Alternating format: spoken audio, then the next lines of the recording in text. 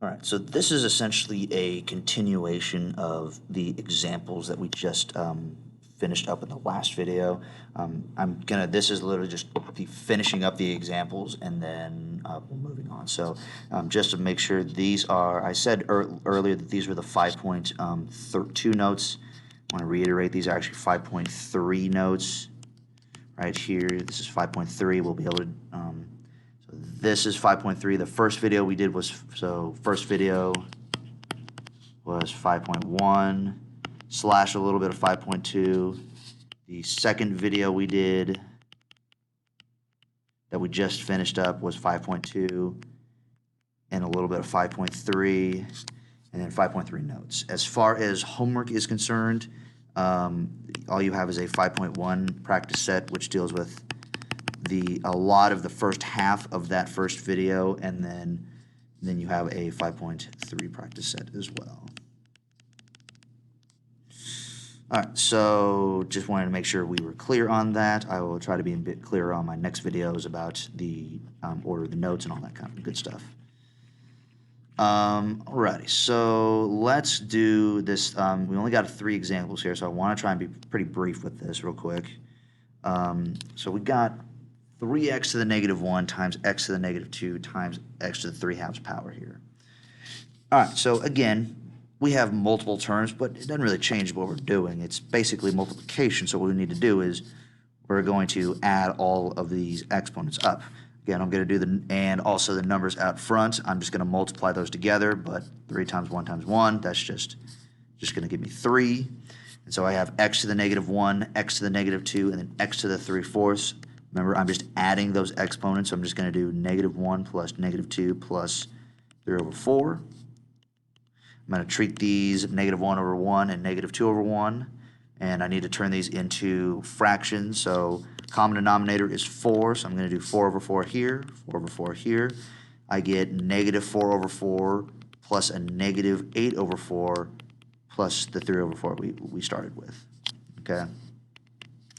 So let's see, negative 4 over minus 8 is just going to give me negative 12 plus 3 over 4, which is just equal to negative 9 over 4. So that's, again, my exponent for my x, so it's going to be x to the negative 9 over 4. But remember, I can't have, I'm actually going to write it up here as well, 3x, I'm going to just write this up here, to the negative 9 over 4. So I can't have a negative exponent, all right? I need to figure that, I need to change that. And remember, we're going to invoke this rule right here, all right? If you have a negative exponent, you just move it to the bottom of the fraction. So again, this is the same as 3x to the negative 9 over 4 over 1. I'm just going to take this whole exponent, I'm going to leave the 3, I'm going to take this whole x to the negative 9 over 4 and move it to the bottom.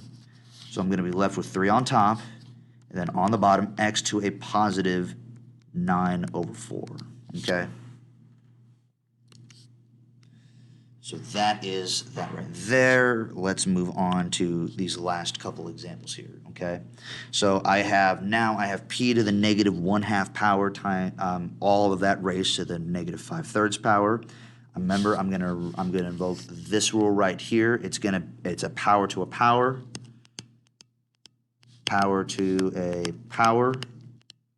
So remember, I'm going to multiply, anytime I see this, I'm going to multiply this power to this power, right? If you raise this power to another power, you're going to multiply these powers here.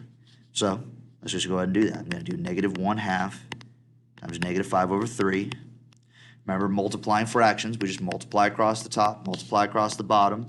Negative 1, let's do so it's negative times a negative, so you already know it's going to be positive. 1 times 5 is 5. 2 times 3 is 6. And that's basically it right there. It's a positive 5 over 6. That's my new exponent. So I'm going to be, now it's going to be p raised to the 5/6 power, okay? And then finally, I have this one over here. Now, this one's a little bit more involved, and it kind of requires us to remember our steps that we had when we were simplifying regular exponents. But the steps still apply, though. Again, you look for your zero exponents. I have one right here, you know. I can cancel basically this entire thing right here because y to the 0 power is 1. 1 to the 1/3 power is 1. So it's basically this whole fraction over 1. So I'm just left with what I have on the top here, okay? Now I now combine my two, I now have to combine what I have on the top. So I have, and then I'm going to just write it up here, y to the x to the y to the 1/2, x, and then y to the 1/2. Remember, my exponents are 1. I don't have an exponent, so it's an exponent of 1. And we're multiplying these, so I'm just going to add the exponents. So I just pick out my x's, and I kind of bring them down here. It's just x times x. Again, x to the first power, x to the first power gets me x to the second power. And then y, now I bring my y's down, y to the 1/2 times y to the 1/2. You're just going to go down, bring it down here. You got 1/2 plus 1/2. That's just equal to 2/2, which is just equal to 1. So it's going to be y to the first power, or just y. Now I basically combine these. I combine these into a final answer, because again, I'm just simplifying this all down. Final answer I'm going to get is x squared times y. All right. All right, again, short video there. That's all that we're going to have for this video. The next video is going to cover, next video is going to start 5.4. It's going to start 5.4. It's not going to end. Next 5.4 is probably going to cover a lot of different videos. So thank you guys for watching, and I will have this next video out very soon.